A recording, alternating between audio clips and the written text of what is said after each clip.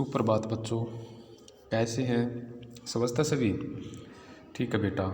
आज हम कक्षा 11वीं में आरोह बाग वन में कविता है हमारी आओ मिलकर बचाए, निर्मला पुतुल की। इस कविता का अध्ययन आज हम करेंगे।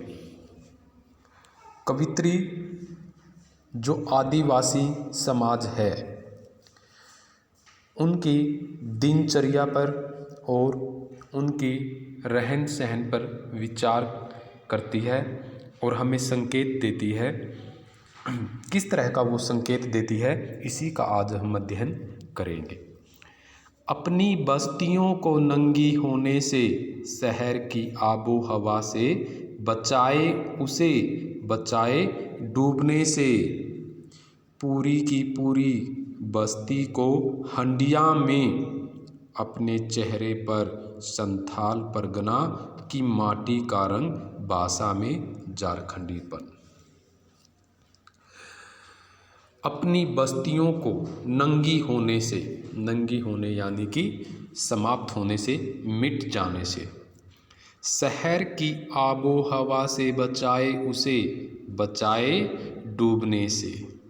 आबो हवा होती है वातावरण, ठीक है, या जलवायु।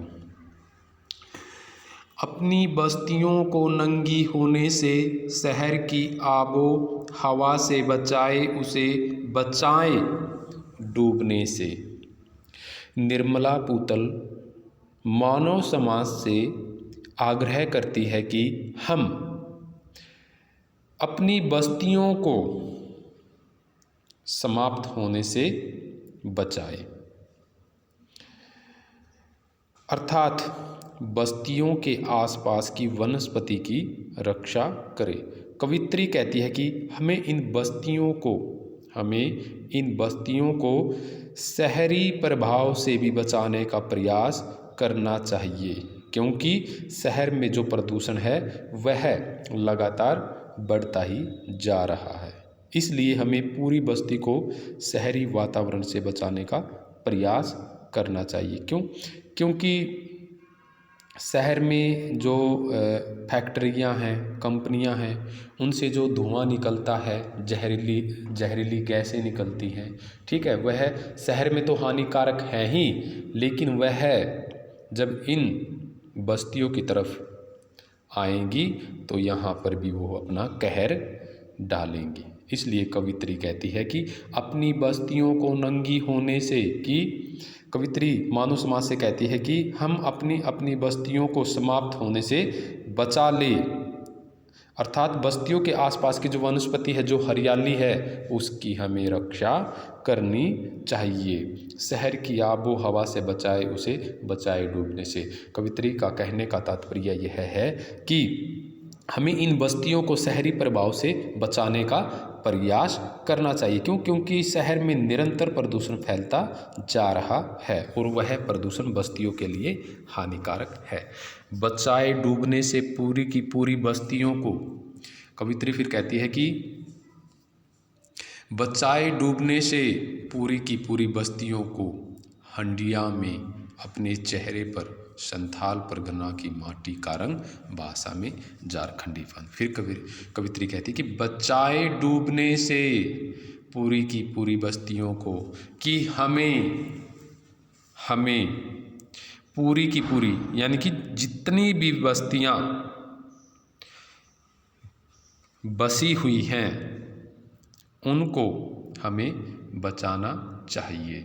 फिर कवित्री कहती है कि हंडियों में, अपने चेहरे पर संथाल परगना की माटी का रंग, भाषा में झारखंडीपन। फिर कवित्री कहती है कि शहरों की जलवायु बस्तियों के लिए मंगलकारी नहीं है, ठीक नहीं है। शहरी प्रभाव के कारण ही संथाली समाज विस्थापित होता जा रहा है। विस्थापित यानी कि समाप्त होता जा रहा है। ये ही नहीं, आदिवासियों का जीवन संकट में पड़ने लगा है। संथाल परगना की माटी का रंग भाषा में झारखंडीपन। फिर कवित्री कहती है कि यहाँ तक कि उनके चेहरे से संथाली मिट्टी का रंग भी उतरता जा रहा है। अब वे इस प्रकार की भाषा का प्रयोग करने लगे हैं जिसमें झारखंडीपन नज़र नहीं आता। ठीक है, कवित्री का कहने का मतलब यह है कि संथाली समाज की संस्कृति को महानगरीय कुप्रभाव से बचाना चाहिए। ठीक है, आगे बढ़ेंगे। ठंडी होती दिनचर्या में जीवन की गर्माहट, मन का हरापन, भोलापन, दिल का अखड़पन, जुझारूपन भी, भीतर की आग, धनुष की डोरी, तीर का नुकीलापन, कुल्हाड़ी की धार, जंगल की ताज़ा हवा, नदियों की निर्मलता, पहाड़ों का मौन, गीतों की धुन, मिट्टी का सौंधापन, फसलों की लहलहाहट। फिर कवित्री कहती है कि ठंडी होती दिनचर्या में जीवन की गर्माहट, मन का हरापन। हरापन होता है हरियाली, और दिनचर्या होती है हमारे दिन के जो कार्य होते हैं। भोलापन होता है, ठीक है, अकड़पन होता है कठोर होना, जुझारूपन होता है संघर्ष कार्य। ठीक है, तो अब पढ़ेंगे हम। डोरी होती है एक धागा, ठीक है, कुल्हाड़ी जो हाथ में होती है, ठीक है, कुल्हाड़ी होती है बेटे पेड़ पौधे काटने के लिए। ठंडी होती दिनचर्या में जीवन की गर्माहट। फिर कवित्री कहते हैं कि आज प्रकृति पर निर्भर रहने वाली आदिवासियों की रोजमर्रा की जिंदगी नष्ट होती जा रही है। ठंडी होती, ठंडी यानी कि कम होना, समाप्त होना, रुक जाना। ठीक है, यह हम कह सकते हैं कि ठंडी होती दिनचर्या में, कि हर रोज का जो कार्य है उनका ठंडी यानी कि रुक रही है, समाप्त होती जा रही है। जीवन की गर्माहट, मन का हरापन, बोलापन दिल का। फिर कवित्री कहती है कि आज प्रकृति पर निर्भर रहने वाली आदिवासियों की बस्ती, हर रोज की जो उनके कार्य हैं वह उनकी जिंदगी से नष्ट होते जा रहे हैं। जीवन की गर्माहट, मन का हरापन, प्रकृति संपदा के विनाश तथा शहरी प्रभाव के कारण उनके जीवन में न तो उत्साह है, न ही प्रसन्नता है, न ही हृदय का भोलापन है। अखड़पन, जुझारूपन भी, भीतर की आग, धनुष की डोरी, तीर का नुकीलापन, कुल्हाड़ी की धार। फिर कवित्री कहती है, एक समय था कि आदिवासी युवक अपने अखड़पन और जुझारूपन के लिए प्रसिद्ध थे। उनके हृदय में कर्म करने की आग सुलगती रहती थी, परंतु प्रकृति के विनाश के कारण उनकी ये प्रवृत्तियां समाप्त होती जा रही हैं। संथाली युवकों के धनुषों की डोरियां तनी रहती थी, उनके हाथों में नुकीले तीर होते थे, तेज धार वाली कुल्हाड़ी होती थी। वे जंगल की ताज़ा हवा में खुलकर सांस लेते थे, लेकिन प्रकृति के विनाश के कारण संथालियों की ये प्रवृत्तियां समाप्त होती जा रही हैं। हमें इनकी रक्षा करनी चाहिए। दोबारा पढ़ेंगे। ठंडी होती दिनचर्या में कि जो संथाली समाज है, जो उनके युवक हैं, आदिवासी हैं, उनके हर रोज के कार्य थे नष्ट होते जा रहे थे। जीवन की गर्माहट और जीवन की गर्माहट, जो जीवन में उनके गर्माहट होता है, कार्य करने की जो आग उनके अंदर थी, जीवन की गर्माहट, कार्य करने की आग भी उनकी समाप्त होती जा रही थी। मन का हरापन और मन का जो उनका मन कोमल था वो भी कम होता जा रहा है। भोलापन दिल का और हृदय का भोलापन भी उनका समाप्त होता जा रहा है।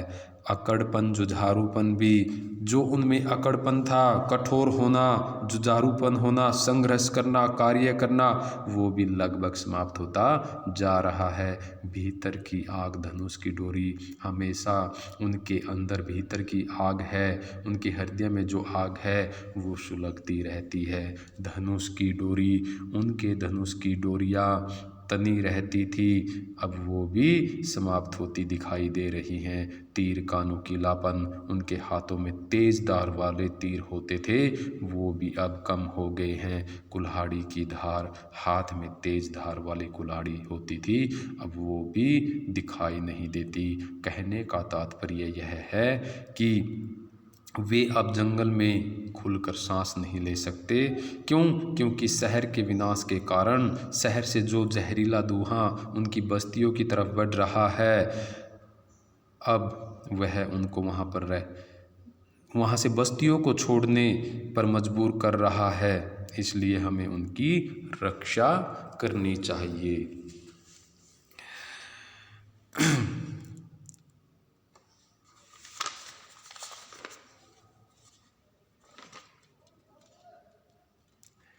यहाँ पर नंबर 3 पर आएगा, फिर आएगा यहाँ पर, पढ़ेंगे बेटा, 1 मिनट रुक जाए। हाँ, ये बीच में लाइन है रहती है हमारी, इस पहरे से लाइन कट हो गई है बेटा, वो बुक में आप देख के पढ़ेंगे। जंगल की ताज़ा हवा, नदियों की निर्मलता, पहाड़ों का मौन, गीतों की धुन, मिट्टी का सूंधापन, फसलों की लहलहाहट। फिर कवित्री कहती है, हाँ ये रहा यहाँ पर बेटे, है यहीं पर है, ये इसी पहरे में है ये। जंगल की ताज़ा हवा, फिर कवित्री कहती है कि एक समय था जब संथाली लोग जंगल की खुली वायु में सांस लेते थे। नदियों की निर्मलता और नदियों की पवित्रता होती थी। पहाड़ों का मौन होता है शांति, निर्मलता होती है पवित्रता। नदियों की निर्मलता, वहाँ नदियों में पवित्रता होती थी, पहाड़ों का मौन और पहाड़ों में शांति होती थी। गीतों की धुन और लोक गीतों की धुनों पर वे संथाली समाज के निवासी नाचते थे। मिट्टी का सौंधापन, वहाँ की मिट्टी में सुगंध होती थी, फसलों की लहलहाहट और वहाँ पर हरी भरी फसल लहराती रहती थी। लेकिन शहर की जो जहरीली हवा, जो जहरीली धुआं हवा में मिलकर उनकी बस्तियों की तरफ आया, तो वहाँ पर सब कुछ विनाश हो गया, सब समाप्त हो गया। नाचने के लिए खुला आंगन, गाने के लिए गीत, हंसने के लिए थोड़ी सी खिलखिलाहट, रोने के लिए मुट्ठी भर एकांत। फिर कवित्री कहती है कि एक समय था जब संथाली लोग खुश रहा करते थे, वहाँ पर नाचा करते थे, गीत गाया करते थे, उनकी भी अपनी फसल हुआ करती थी, लेकिन वह शहर के धुएं ने सब समाप्त कर दिया है। फिर कवित्री पुनः कहती है कि नाचने के लिए खुला आंगन, गाने के लिए गीत। कवित्री पुनः कहते हैं कि प्राकृतिक संपदा की रक्षा करके हम आदिवासियों को नाचने के लिए खुला आंगन दे सकते हैं और गाने के लिए गीत दे सकते हैं, हंसने के लिए थोड़ी सी खिलखिलाहट, रोने के लिए मुट्ठी भर एकांत। यदि झारखंड की प्राकृतिक संपदा की रक्षा करेंगे तो यहाँ के लोगों की हंसी में कुछ खिलखिलाहट आएगा और एकांत स्थल पर खुलकर वो रो भी सकेंगे। और प्रकृति की रक्षा करने से बच्चों को खेलने के लिए खुले मैदान भी वहाँ पर मिलेंगे। बच्चों के लिए मैदान, पशुओं के लिए हरी हरी घास, बूढ़ों के लिए पहाड़ों की शांति। फिर कवित्री कहती है कि अगर हम उस समाज की, उन बस्तियों की रक्षा करेंगे तो वहाँ पर बच्चों के लिए खेलने के मैदान मिलेंगे, पशुओं के लिए हरी हरी घास, और जो संथाली समाज, जो जंगल के आदिवासी पशु उनके पास हैं, उनके लिए हरी हरी घास भी उनको मिल जाएगी। बूढ़ों के लिए पहाड़ों की शांति, अगर हम उनकी रक्षा करेंगे तो वो पहाड़ भी वहाँ पर बचे रहेंगे, वहाँ पर हरियाली बनी रहेगी और जो बूढ़े उनके वृद्ध व्यक्ति हैं उनके लिए पहाड़ों की शांति हमेशा बनी रहेगी। कहने का तात्पर्य यह है कि निर्मला पूतल मानव से आग्रह करती है कि शहर के जो लोग हैं उनसे आग्रह करती है कि हमें प्रदूषण नहीं फैलाना चाहिए। प्रदूषण फैलाने से हवा है वह जहरीली हो जाती है और उसका नुकसान होता है मानव पर। क्यों? क्योंकि जो हरियाली है वो समाप्त हो जाती है, शुद्ध हवा नहीं मिलती, सब है विनाश की तरफ बढ़ता है। आगे पढ़ेंगे। और इस अविश्वास भरे दौर में थोड़ा सा विश्वास, थोड़ी सी उम्मीद, थोड़े से सपने। सपने होते हुए इच्छाएं या कामना। ठीक है। कवित्री पुनः कहती है कि और इस अविश्वास भरे दौर में थोड़ा सा विश्वास, थोड़ी सी उम्मीद, थोड़े से सपने, आओ मिलकर बचाए कि इस दौर में भी बचाने को बहुत कुछ बचा है अब भी हमारे पास। कवित्री मानव से आग्रह करती है कि और इस अविश्वास भरे दौर में थोड़ा सा विश्वास, थोड़ी सी उम्मीद, थोड़े से सपने। कवित्री कहती है कि आज ऐसा समय आ चुका है कि प्रत्येक आदमी दूसरे पर अविश्वास करता है, यानी कि विश्वास नहीं करता। सभी संदेह के घेरे में फंसे पड़े रहते हैं, विस्थापित हो रहे हैं। कोई आदिवासी समाज की रक्षा के लिए आगे नहीं आ रहा। इसका कारण यह है कि चारों ओर अविश्वास का वातावरण फैला हुआ है। कहने का मतलब यह है कि और इस अविश्वास भरे दौर में, अविश्वास दौर यानी कि विश्वास नहीं करना। कवित्री कहते हैं कि जो अब समय चला हुआ है यह समय ऐसा है, कोई भी व्यक्ति किसी दूसरे व्यक्ति पर विश्वास नहीं करता। थोड़ा सा विश्वास, थोड़ा सा विश्वास भी नहीं करता। थोड़ी सी उम्मीद, वो थोड़ी सी कम उम्मीद भी दूसरे व्यक्तियों से नहीं रखते। थोड़े से सपने और थोड़ी सी इच्छा या कामना भी नहीं करता।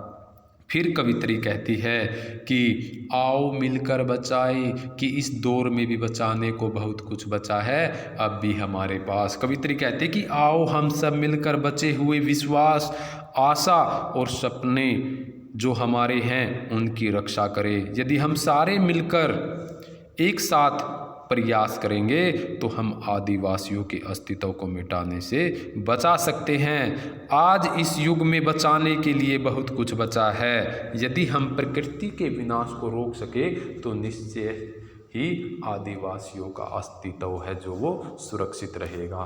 कहने का तात्पर्य यह है कि शहर में जो दूषित हवा होते हैं, इतने वाहन चलते हैं, उनसे जो धुआं निकलता है वो सभी निकलकर जंगल में रहने वाले जो आदिवासी लोग हैं उनकी बस्तियों की तरफ बढ़ रहा है।